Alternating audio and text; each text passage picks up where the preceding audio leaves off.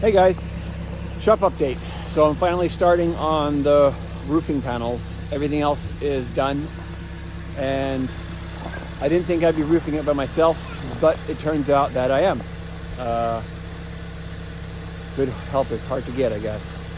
Anyway, I had to devise an idea how to roof it in the winter. Slippery. It's a 4-on-12, so it's not super steep, but it's slippery enough to where you can't walk on it right now. You'll slide off. It's about, I don't know, 8 degrees out today, so it's just too cold to get grip. What I came up with is this. I got the backhoe. So I got the first, I don't know, 4 or 5 panels on after building my little scaffolding. And what I do is load it up on top of the hoe, drive it up, and it's sitting sort of flush with the roof line there.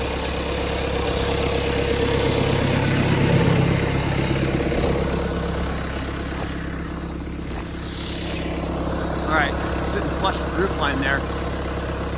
Makes it super easy. I can just grab a sheet and slide it, you know, turn it 90 degrees and slide it all the way up. And what I'm doing is I pin the bottom in the right spot so it's correctly seated on top of the next rib, and I can measure the base, the little overhang there. Once that's pinned, I scurry up to the top and sort of sit on one knee, on my left knee, on the panel, and my right foot on one of the purlins there, and I just slide my way backwards and work my way all the way down to the base, and it's working out pretty good. Actually easier than I thought it would be. The most difficult part is just turning the sheets and kind of slide them up because they want to hit the purlin as it's going up, and that's about it. I'm going to continue here. It's nearing the end of the day by the time I got other chores done, and then I built this little dilly bob platform on the hoe. I kind of had to figure out a way to do it by myself, so I had to brainstorm for a bit. Anyways, I built that and started roofing, and it's nearing the end of the day. I think I'm going to go for a rip on the sled real quick before it gets dark. The snow is nice. Hey guys, so it's nearing the end of the day. I've got one last sheet to put on, but I got to shear it first. I'm happy to report that over 200 inches, I'm only out 1/4 of an inch. So I have 25 inches on the top and 24 3/4 on the bottom. So this is the last run right here. That's the sheet that's whole, so I got to pull that back down and shear it. So I'm pretty happy about 1/4 inch over 200 inches. Came out looking like it should.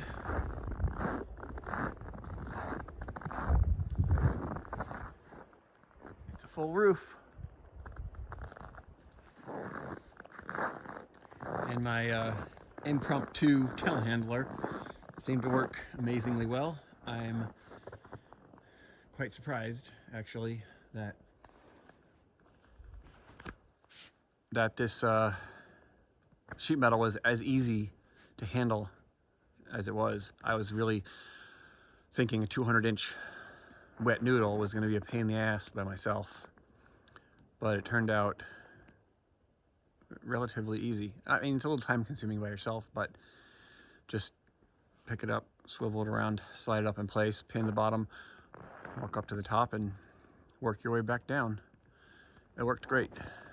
And I'm pretty happy about the 1/4 inch. I wasn't sure about how far out it was going to be, and what I did not do was measure as I'm going. I just tried to keep everything as clean and straight as possible. Because I'm by myself, it would have been real difficult to pull a tape from this edge all the way here, and then from the top edge in intermediate measurements. So I just took a shot at it and Just made sure they were all nested, you know, very, very true. Pinned on the bottom, go up to the top, nest it properly, pin it on the top. That way they don't drift, because they can drift a lot if you don't have them nested just right. So I think it's pretty good. The back side's going to be different in that I have to carry the sheets through the building and then slide them onto the tractor. And then I can turn around and lift them up. But I can't go with 200-inch wide sheets. I can't load it up and drive down and around the barn and up through this trail and around to the backside, because it's not that wide. It would for sure be damaged on the route. The trail's probably only 150 inches wide, maybe 12 feet. The hoe fits through it just fine, but not with an 18-foot span ahead of it. So we have, these are the miscellaneous piles of sheet metal. There's some shorter ones here. Yeah, these are the shortest ones here. I think these are for the front and back. Then we have some miscellaneous super tall ones, not so tall ones for the gable ends. They'll have to be trimmed as we go. And then we have the remaining stack of 200 inchers that I'll have to carry through. And I just parked the loader on the other side with the platform kind of sticking through the girts there, so I can just slide it up onto the tractor and make it kind of easy.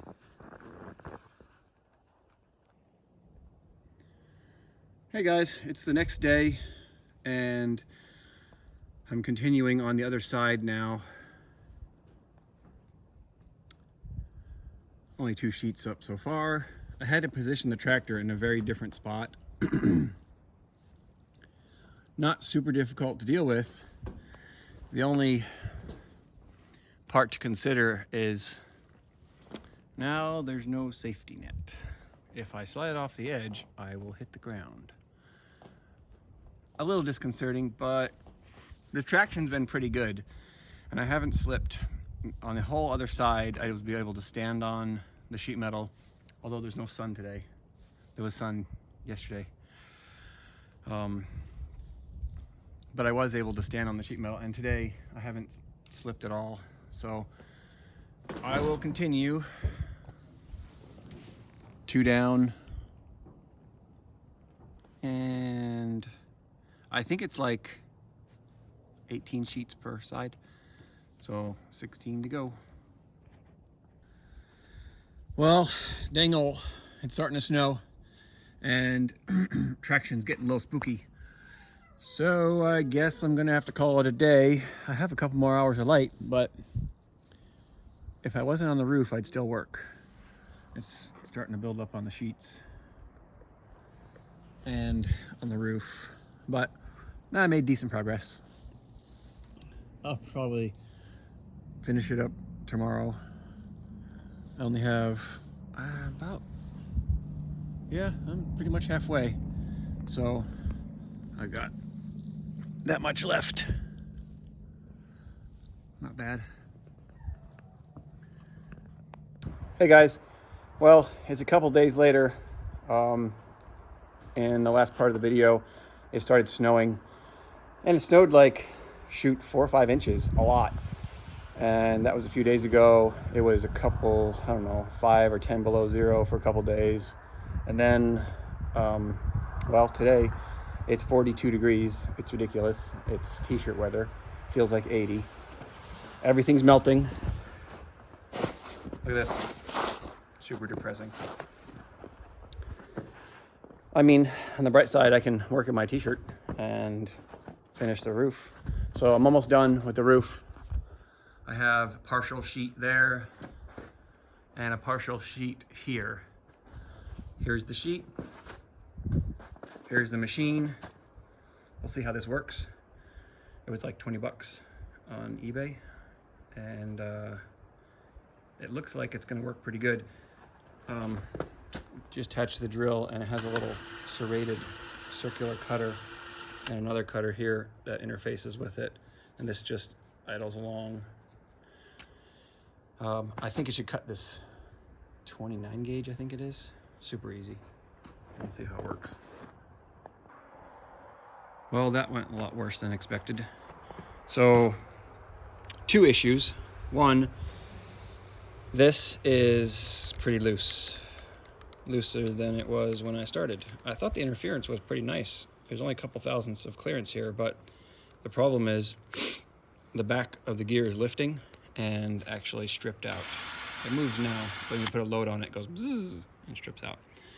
The other problem is, as you're cutting, in order to have directional control, you're relying on this tiny little rod here that, after a couple feet of trying to cut straight, it's all bent up.